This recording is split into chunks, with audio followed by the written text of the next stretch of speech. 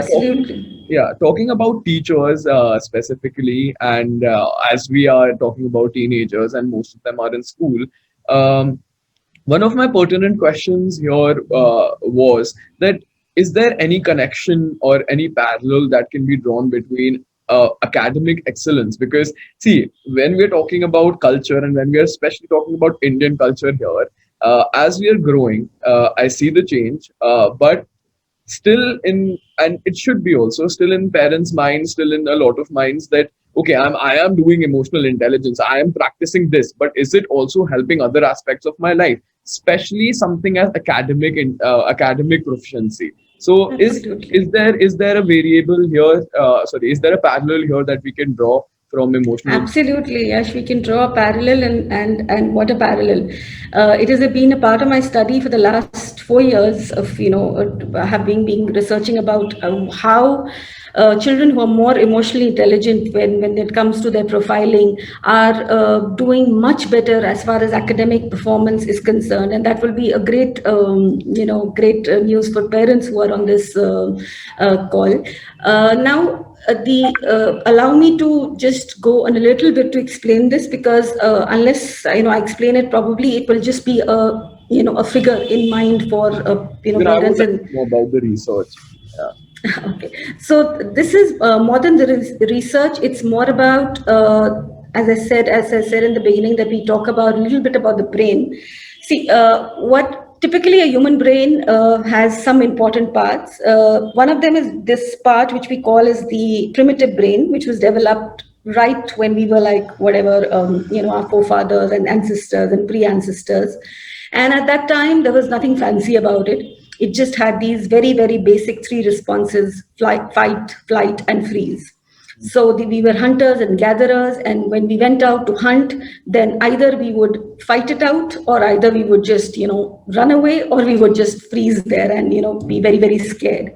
So that was the primal response, and that's what we learned over the years, is what you do when a trigger or a stimuli happens, which is where the amygdala, which is the part where all your emotions, and above that is also the hippocampus, which is not really important here, but basically it's where your memories and your emotions and your seat of all these emotions are stored, and they are triggered. So when something happens, you respond. The message goes to the primitive brain, and as I said, there are three typical responses, the three F's, and you would respond by one of those. Now, luckily for us, as man evolved and things grew, the brain also decided that let's remodel and let's work on ourselves. And something fancy happened, and what we developed is this thing called the neocortex, which is here. All right. And in the neocortex, we have something called the prefrontal cortex, in which we call as the thinking center, or the executive center of the brain, and which is where all your rational decisions, all your decisions made with that thought process, made with logic, rationality, are done. So it's basically a very, very modern, sophisticated piece of thing that we have. Scientists and research says that it's only 6% of development that still just happened in this part of the brain. So there's lots more to go. So you will find in the future, you will have versions of 0.0111 whatever. So I don't think I'll be alive to see those, but let's see what comes out. In either case, right now, also at its current level, also it's very sophisticated. Now, what happens in a typical adult brain? This part has developed, when I say adult, it's above 25. In a typical adult brain, this part has developed fully. Yeah. So we can expect that you will be able to use this part, having gone through that whole thing, that when you face a trigger, supposing somebody says something to me, the first thing that will happen, it will still go to the primitive brain, because that's how the brain is structured. But I have a choice. If I pause, or if I do some other things, if I trick my brain, and that's where emotional intelligence training comes in, and that's where the practice part comes in, building the muscle comes in. If I trick my brain, then and pause, then it can come sliding here. And then I can make a choice to respond or to react. And that's the beauty, that it's the power of the pause. It's that power of that minutest this thing, and all this happens at 0.000 whatever nanosecond kind of thing. Now, in teenagers, in children, this part is still developing till 25 years. Okay. So till 3, a large part of the growth of the brain happens. That is the physical growth. We are not talking about that. We are talking about the internal growth, which is in scientific terms, we call it pruning, synapses, things like that. In simple terms, what it means is that till 25, these connections are being cut off. What the teenager does not use, or what this adolescent child does not use, like maybe he's playing guitar and he's a child, and suddenly you find that at 15, 16, I no longer want to play the guitar, I no longer want to go out and swim. And we as parents ask that what happened, you were so fond of swimming when you were like 10, what happened to you, तुम तो अच्छे swimmer भी हो, तुमको तो आता भी है, सब कुछ सीखा भी था, उस समय मैंने तुम्हें गिटार भी दिलाया था, क्या हो गया? So he's just pruning off those connections. He doesn't want to use it. And it's called use it or lose it principle, in the teenage brain. And that is because when they start using their conscious will, because a part of it is developing, but a large part of it is still controlled by the limbic brain or the amygdala. So when I say something to my teenager or my adolescent child, or even somebody as old as 23, which we consider to be an adult in our country, I am actually talking to the amygdala of that person. So what response will I get? When I take classes for engineering students or MBA students in colleges, I now have understood that where are they responding from. But earlier I used to wonder that he is, 6 feet tall, sitting here in front of me and giving me such weird responses. Why? But now I know that he's speaking from an emotional response. And that is why all the more reason that emotional intelligence training for these people is so important, because if we do not do it at this stage, they're going to likely to develop with these faulty mechanisms of understanding certain basic things, because our basic education gets over by the time they're 25 and they're already in the workforce. Wow. So this is actually an eye opener for even I came here with a naive brain of not understanding emotional intelligence, and the way you have explained the brain itself is quite fascinating, and it it makes me seem that the need for emotional intelligence, even though when even I was reading about it, there was even I thought that there's a need of emotional intelligence in daily life. But now there's a need of emotional intelligence in the curriculum itself.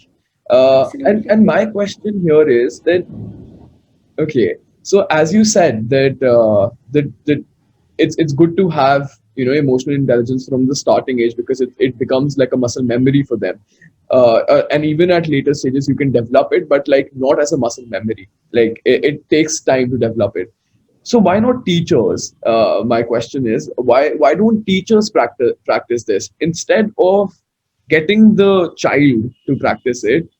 Can we not just get it into the curriculum? And it would be so great to get it into the curriculum where teachers are also explaining what emotional intelligence is and how to be intelligent. Because okay, Himani, so like we as happiness coach, we have been here for many months now, and we have seen a great trend of people feeling anxious, people feeling sad, volatile, anger, a lot of things, but basically they're not being intelligent about their emotions itself.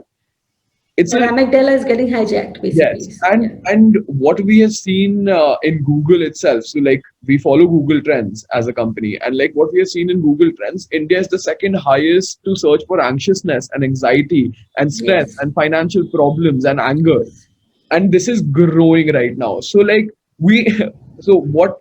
So to go off topic a little bit, what I have also learned that within every decade we take something from the Western side. All right, we take something from the Western side, and the Eastern side just incorporates that. What we are taking from the Western side is that we are having mental health problems. We are having those anxious periods. The competition is growing. The how to take these emotions and transfer them properly is lacking. So yes, we have taken this, but we have not taken the point where we need to address this through a coach, through somebody to put it into a curriculum, to actually work on it and to develop a better human itself. So shouldn't it be also some teachers that should practice it, and it Absolutely. I mean, I encourage would teachers to practice it? absolutely. I would second what you're saying, and I would say, if wishes were horses, then we would all be flying right now, and we should have this in our curriculum. It's like I can't stress on this more. I mean, underlying it like 12, 10, 100 times would not be enough. Also, the part wherein it comes to be a challenge probably is, and why it doesn't happen is because, as you mentioned, some of the reasons being that there is so much stress on the curriculum itself and things like that. And that is why, when we started our work, and a lot of other people who are doing this research and work in this field with children and with young adults, face an impasse after a while, because they are unable to explain how critical it is that we teach these skills at a young age. And that is why we have said that, okay, let's just turn back to the first teachers of children, which are the parents. Let's go back to the original source, and probably if they are awakened, if they are aware, and they will start to model all this at home, because walking the talk is so important. When you do it at home, then children automatically learn a part of it. They mirror what you do. They are the first teachers. And in some schools in India, see, abroad, a lot of what is really happening is the discovery method of learning. That is why probably some of their education methods work with children better in the long term, because they are used to questioning things. A lot of emotional intelligence is about curiosity. It's about the willingness to explore, that I do not know everything, but I'm willing to learn. That's where I make better relations. If I don't know something, I'll just come up to you and say, hey, buddy, can you tell me this? Because I don't know it. So it's just one very, very easy way of making a friend. So, when you go down to the nitty gritties of it, then it's not just this top concept called emotional intelligence. I can break it down into these 100 keywords, that if a child begins to use that in their daily curriculum, like the buddy system, that if I am a good student, then can I help a not so an average student in his work, and buddy up with him, and share notes. What am I doing? I'm building up team building activities. I'm learning empathy. I'm learning how to share. I'm becoming a more caring, responsible adult. These are all qualities of being emotionally intelligent, because being emotionally intelligent is not just a word, it's a cluster of abilities. And at the same time, while all this is very required, I would still come back to the reality that in reality today, though some schools are adopting it at a very, very basic level, I would say, there is still a large gap. So my request always is to parents and to people who are in this field, that start where you are. Start digging where you are, and you'll find a way. Because otherwise, you'll keep looking all your life, and probably your life will get over, and you'll say, I couldn't do anything. So practice it where you are. And these are my very simple steps. Just as I said, that you can start demonstrating your own emotions. Walk the talk. Ask children to label their emotions. Ask them how they're feeling. And here is where the power of coaching comes in. As a coach, you would know that very, very well, that how powerful coaching is. And the power of a question is something that is the basic tool that we can use without stepping out of this room, and without spending a dime. We can use it with our children. Simply asking them, what is your first reaction to something? How did that make you feel? What is it that you're ready to do about this? What accountability are you taking up? The typical questions that we use as a coach. And with some basic training, parents and educators and even children themselves start questioning themselves. They ask themselves, they self coach, and they begin to understand all this. So that's of course, the starting ground of. This also helps bridge the gap between the age gap, as we say, between the parents, the millennials, and the generation Z. Absolutely, It absolutely. really helps in understanding your child itself. and it really helps in taking something to a point that you understand them so well that any action of theirs you'll be able to help them at an older age itself.